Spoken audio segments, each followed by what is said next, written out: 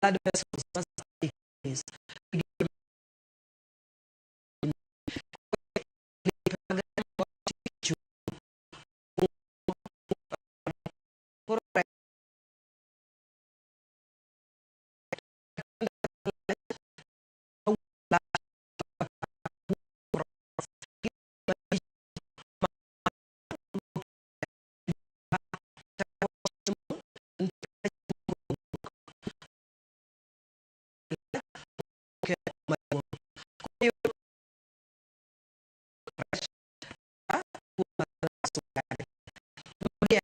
Sani maketho kidneys bende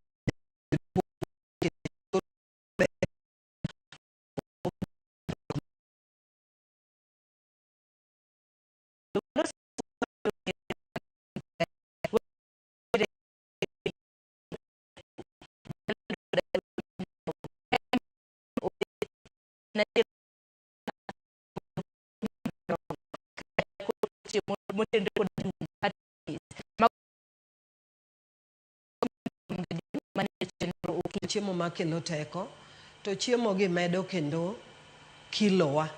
Kilo kosemedore to wan gi gimoro mawuok e tako iluongo ni insulin. Koro bedo matin, ok onyal golo sukari manie remo mondo dhi okan e chuny miluongo ni liver kaka glycogen. Sukari mawachamo iloke kaka glycogen tiwenwa matin e dendwa ma wanyalo tiyo godo. Koro iyudo ka mokan bedo mang'eny e store mar liver. Ka liver store ne opong' to del chako kano sukari ni kaka mafuta. Koro iyudo ka i ng'ato koro chako biro, dende koro biro mang'eny. Koro del kobiro mang'eny to insulin cha koro chako bedo matin ma ok nyal kano sukari. Mae kelonwa tuo miluongo ni diabetes. Diabetes kosebedo kodwa to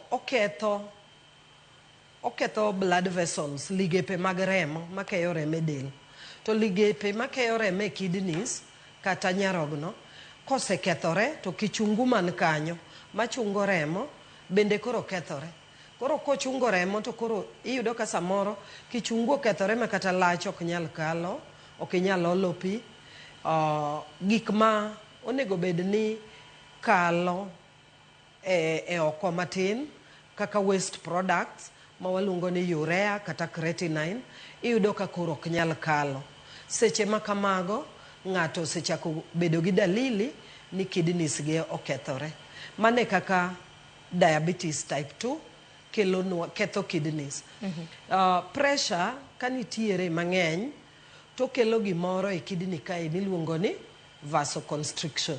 Vasoconstriction en ni ligepe mag remo matero remo e nyarogno chako miyore bedo matin. Sama gimiyore gibedo matin to ok ginyal chungo gimoro amora. Kichunguno koro ok nyal chungo gik maricho mawuok e remo ma onego wuog kaka lach.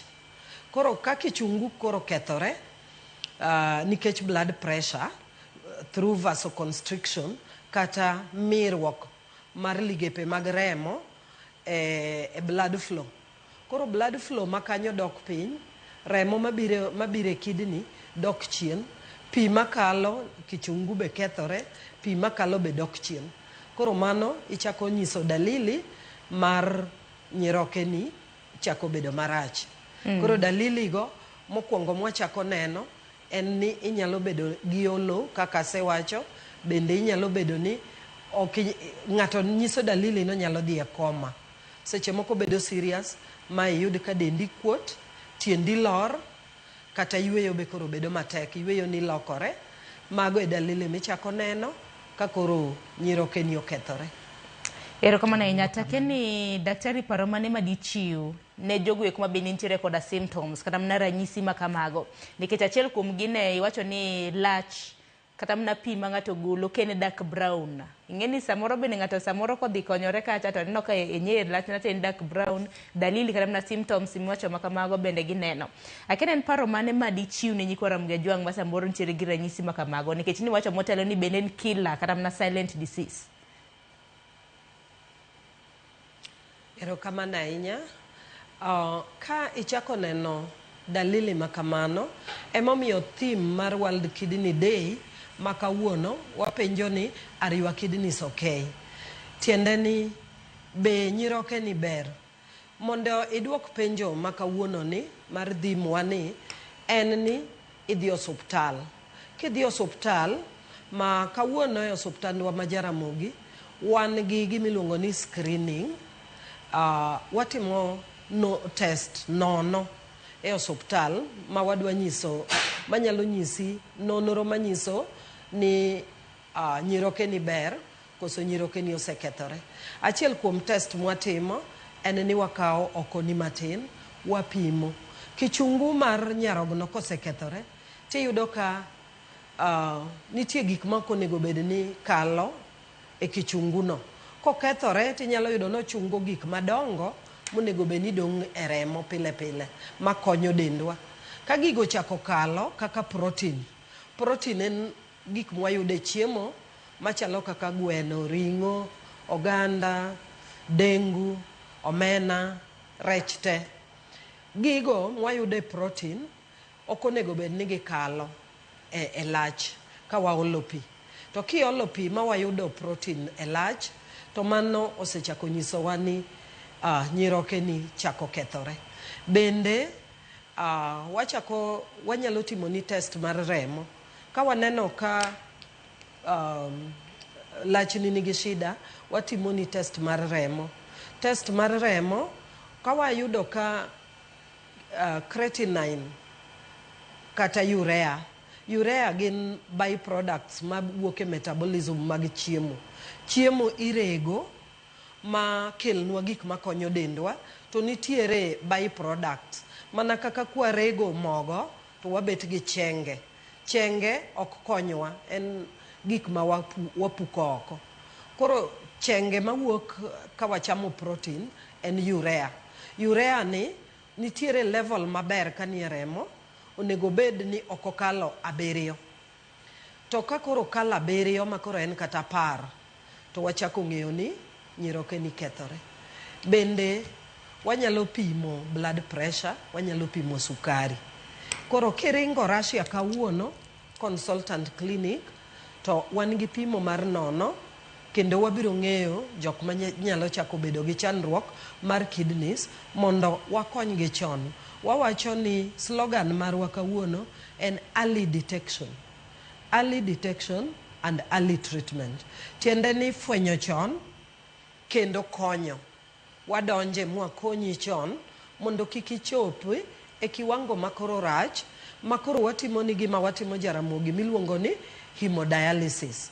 Dialysis koro en ni kidneys okethore chuth, makoro en thieth ma wagolo godo gik ma onego bed ni kichungu cha golo e lach kaachiel gi pi manie del, wagolo gi koro gi thuon. Wagolo gi kidney mwaluongo ni artificial kidney. Kendo watimo ni dialysis. Koro en luoko remo gi mashin.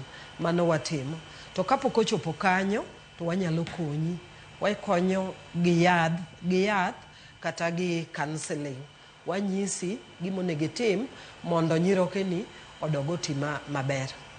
Erokamano ahinya. Ng'ini wabiro bedo kwa donje dialysis nikech dialysis bende en achiel kuom iwacho ni treatment kata mana thieth ma bende ichiwo ne jogo eko ma bende nitiere koda tuo mano mar nyarogno. Kata kamano Nyakwar Mgejwang' mana kaka Grace osewacho kanyo ni odiochieng' ma kawuono kintiere kaunti ma Kisumo gi alwora mage, dhi e kar od thieth mano mar Jaramogi Oginga Odinga Teaching and Referral mano Russia kanyo mar mondo mi yude pim manono. To kinde ma bende ihingo odiochienge maket kod magi mago mag thieth bende aneno ka thoth osiptende bende jatimo tuoche ma kamagi ipimogi e yor nero manono. Koro ikawo okang' nikech mana ka nisewacho en silent killer. Ok inyal ng'eyo ranyisi mopogore opogore ma samoro nyalo bedo godo. Samoro ok en kata mana mar kidney.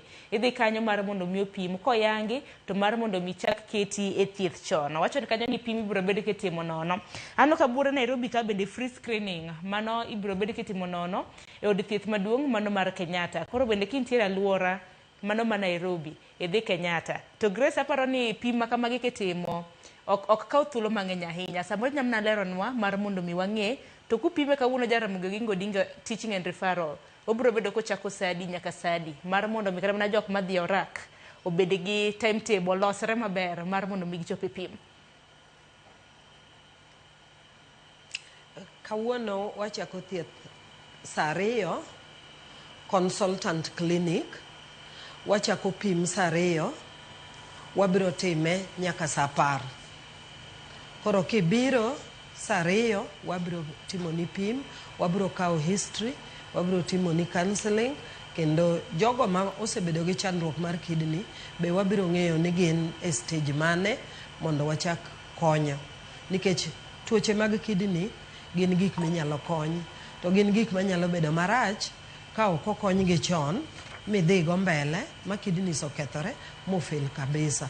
Koro ichopo state ma koro nyaka mi nyarogno mar ng'ato ma watni kata ng'ama ok watni to no sign ni ka gimoro time to nyiroke ne mondo konygo ng'ato. Mano iluongo ni transplant. Mano gi sani ok watim Russia, to wapango mondo watime ne jok ma wasefwenyo ni nyiroke gi okethore. Bende watimo dialysis mano nenda asewacho makore thieth maduong' ma sani itimo e facilities mang'eny e Kenya kaeri.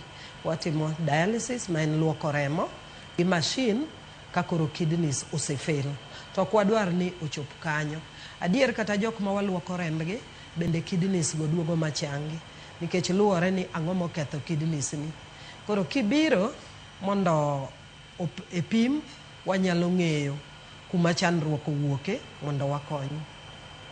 Erokamano ahinya. Thieth maduong' ma bende wacho kanyo en mano mar dialysis. Iwacho kanyo ni luoko remo. Kinyiso matut kotenre kod mano, ere okang' ma bende koro ukete ng'ato ma usepimo moyudo koda tuo mano mar nyarogno koro ukete dialysis? At what point?